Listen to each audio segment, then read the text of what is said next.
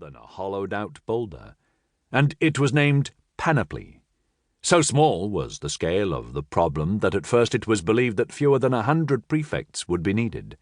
Eventually, after some resistance, their numbers were permitted to rise to just below 1,000.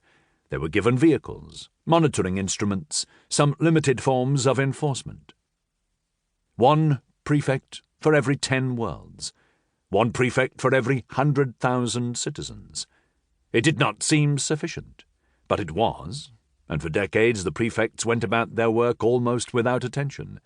They were never liked, never welcomed, but they were very rarely required to use the powers at their disposal.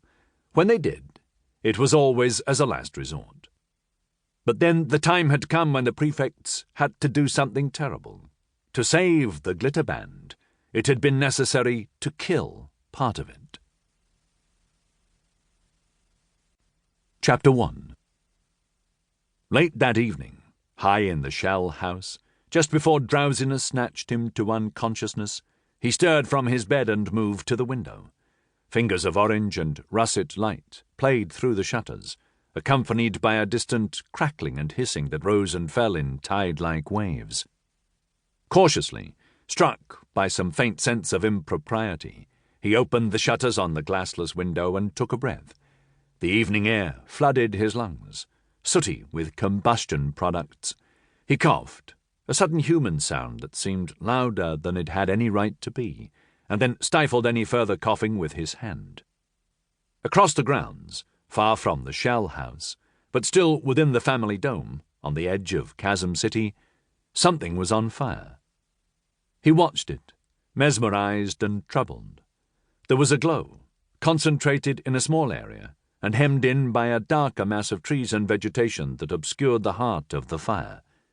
Above the conflagration, the dome panels reflected the glow in dusky variations of the same orange tones he had seen through the shutter.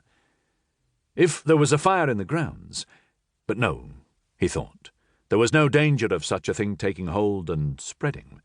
Automatic sprinkler systems would cut in long before the flames posed any risk to the shell house itself, and besides, his father would have programmed Lurcher to detect fire and take immediate action to extinguish it.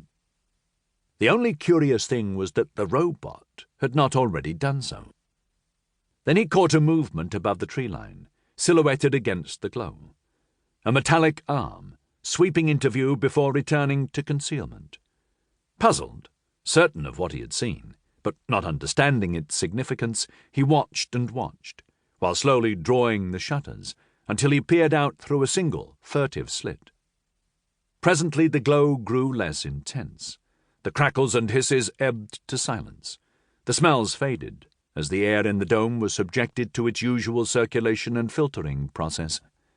Still, he observed, certain the evening's mystery was not over. He did not have long to wait. Lurcher emerged from the dense cover of the inner part of the gardens.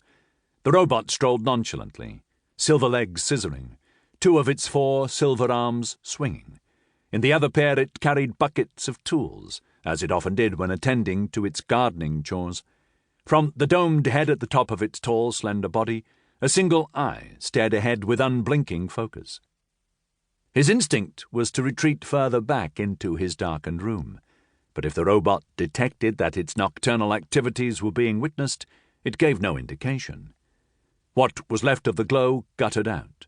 A red reflection lingered on the dome, fading until only his imagination insisted there was still a trace of it. The fire was out. The thing, whatever it was that had been set alight and allowed to burn, had been consumed. He closed the shutters fully and returned to bed. Under the sheets he coughed the last traces of smoke from his lungs. It was not long before the drowsiness took its hold of him, properly this time, vengefully almost.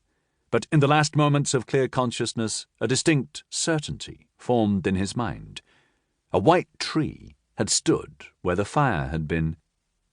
A dead white tree, hollow to the core, in which he had once liked to play. Talia Eng would have preferred not to have an audience while she worked.